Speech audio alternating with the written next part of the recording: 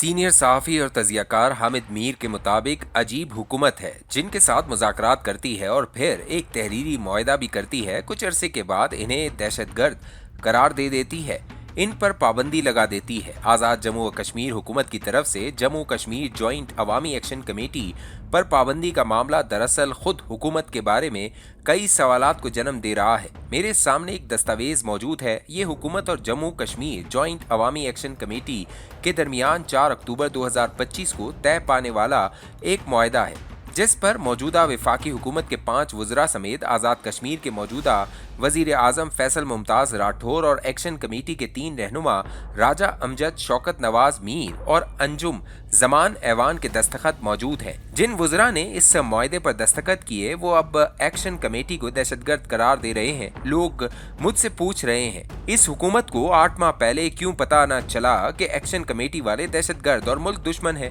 اب تو یہ معاملہ برطانوی پارلیمنٹ تک پہنچ گیا ہے۔ برطانوی پارلیمنٹ میں کشمیر گروپ کے سربراہ عمران حسین نے 30 دیگر ارکان کے دستخطوں سے حکومت پاکستان کو مشترکہ خط بھیجا ہے، جس میں آزاد کشمیر میں پیدا ہونے والی صورتحال پر تشویش کا اظہار کیا گیا ہے۔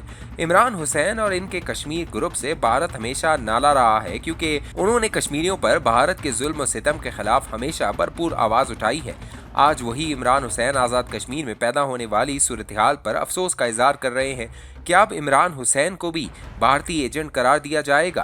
پچھلے 1 سال میں پاکستان نے بھارت کو فوجی اور سفارتی میدان میں پسپا ہونے پر مجبور کیا، لیکن اب ایسے غلط سیاسی فیصلے کیے جا رہے ہیں جن کا بھارت فائدہ اٹھانے کی کوشش کرے گا۔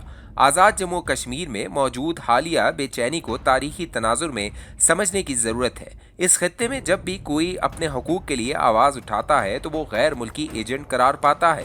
تحریک آزادی کے ہر اہم موڑ پر کشمیری قیادت آپس میں لڑنے لگتی ہے اور ان کی جدوجہد پر منفی اثر پڑتا ہے۔ مت بھولیے کہ پاکستان 14 اگست 1947 کو قائم ہوا اور کشمیریوں کی موجودہ تحریک آزادی 13 جولائی 1931 کو شروع ہوئی۔ 13 جولائی آج بھی یوم شہدائے کشمیر کے طور پر منایا جاتا ہے۔ کشمیریوں کی مذمت قیام پاکستان سے قبل شروع ہو چکی تھی۔ 24 اکتوبر 1947 کو سردار ابراہیم خان کی سربراہی میں قائم ہونے والی آزاد کشمیر کی پہلی عبوری حکومت نے اعلان کیا تھا کہ ہمارا اصل مقصد پوری ریاست کو ڈوگرا خاندان کے تسلط سے نجات دلانا ہے۔ افسوس کہ کشمیری قیادت نے آزاد کشمیر میں حکومت قائم ہونے کے چند ماہ بعد ہی آپس میں لڑنا شروع کر دیا۔ 1948 میں مسلم کانفرنس کے سربراہ چودھری غلام عباس جموں جیل سے رہا ہو کر پاکستان آئے تو سردار ابراہیم کے ساتھ ان کی چپکلش شروع ہو گئی۔ چودھری غلام عباس مہاجر تھے، سردار ابراہیم مقامی تھے۔ چودھری غلام عباس کے پاس مسلم کانفرنس کی قیادت تھی، سردار ابراہیم کے پاس آزاد کشمیر کی حکومت تھی۔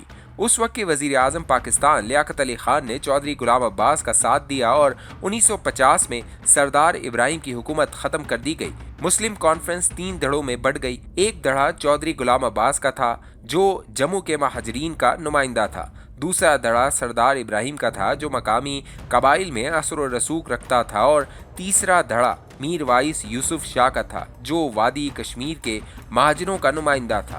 سردار ابراہیم نے اپنی حکومت ختم ہونے کے بعد آزاد کشمیر کے کچھ علاقوں میں اپنی متوازی حکومت قائم کر لی۔ چودھری غلام عباس نے راولپنڈی میں ان کے خلاف ایک جلسہ کیا جہاں سردار ابراہیم کے حامیوں نے ہنگامہ کر دیا اور ایک کشمیری مہاجر خواجہ غلام الدین وانی مارا گیا۔ وزیر اعظم پاکستان لیاقت علی خان نے سردار ابراہیم کی متوازی حکومت کو ختم کرنے کے لیے راولاکوٹ میں فوجی آپریشن کا حکم دیا۔ فوج اور مقامی قبائل میں لڑائی ہو گئی۔ یہ لڑائی کافی عرصہ جاری رہی۔ لیاقت علی خان کے قتل کے بعد آنے والی حکومت نے سردار ابراہیم خان کے ساتھ مفاہمت کر لی اور انہیں اقتدار واپس مل گیا۔ پونچھ میں ایک اور بغاوت 1955 میں ہوئی۔ اس بغاوت میں خان آف منگ کے نام سے مشہور کرنل خان محمد خان نے باغ میں اپنی حکومت قائم کر لی۔ اس بغاوت کی وجہ مقامی انتظامیہ کی طرف سے کی جانے والی وعدہ خلافیاں تھیں۔ بعد میں خان آف منگ نے گرفتاری دے دی، انہیں غیر ملکی ایجنٹ قرار دیا گیا، لیکن عدالت میں ان پر کوئی الزام ثابت نہ کیا جا سکا۔ 1958 میں جنرل ایوب خان نے مارشل لاء لگایا اور سردار ابراہیم خان کی حکومت ختم کر کے ایک کشمیری مہاجر کے ایچ خورشید کو ریاست کا صدر بنا دیا گیا۔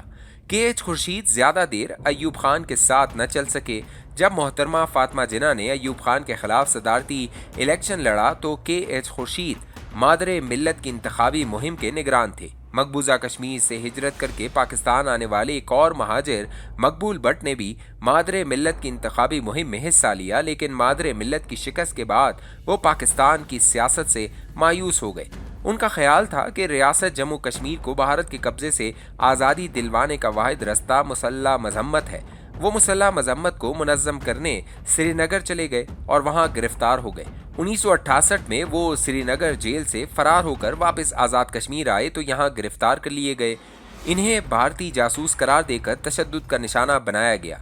1971 में भारतीय तैयारे गंगा के अगवा के बाद इन्हें दीगर साथियों समेत लाहौर के शाही किले में तशद्दुद का सामना करना पड़ा।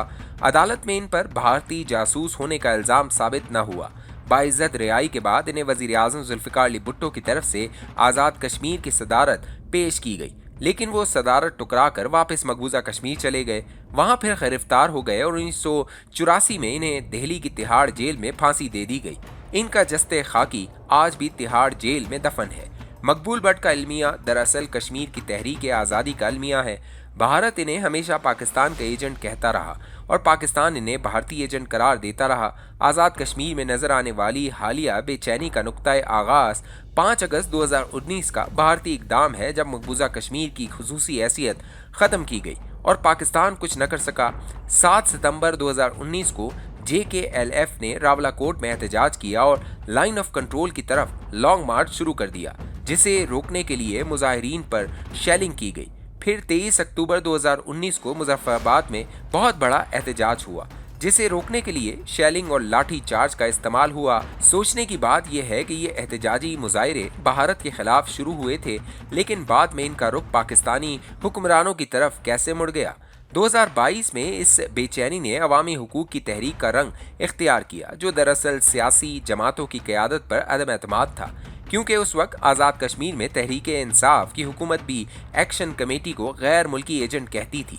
पाकिस्तान के हुक्मरानों और कश्मीरी क़यादत को अपनी गलतियों से सबक सीखना चाहिए। आपस में मत लड़ें, मुज़ाकरात की तरफ वापस आएं, एक दूसरे को गैर मुल्की एजेंट कहना बंद करें। कश्मीरी अवाम और पाकिस्तानी हुक्मरान आपस में उलझेंगे तो फ़ायदा भारत उठाएगा।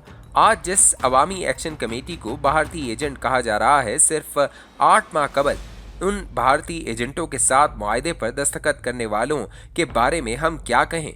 कल को आप इसी एक्शन कमेटी के साथ फिर मुज़ाकरात करेंगे, जिसे दहशतगर्द करार दिया गया। ये सिर्फ कश्मीर का नहीं, पाकिस्तान के अहले सियासत का भी अलमिया है, जो मुख्तलिफ औकात में एक दूसरे को मुल्क दुश्मन करार देते रहे हैं और फिर एक दूसरे के इत्तेहादी बन जाते हैं।